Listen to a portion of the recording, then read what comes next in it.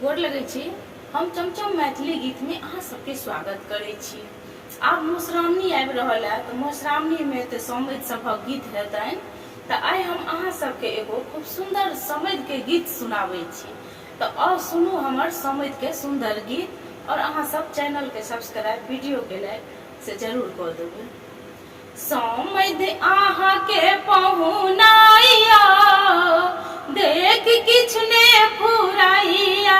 समैध अहाँ के पहुनाइया देख किछु ने फुराइया। कुंदन पुष्प सने भात लगैया, कुंदन पुष्प सने भात लगैया।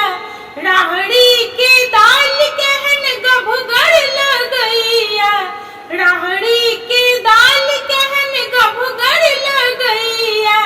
ताही में देलौं घी ढारिया केहन गम गम करैया। ताही में देलौं घी ढारिया केहन गम गम करैया।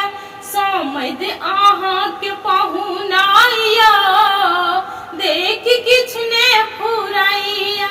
रंग बिरंग के भुजिया भाजा, रंग बिरंग के भुजिया भाजा। पापड़ लगैया जना टट के खाजा, पापड़ लगैया जना टट के खाजा।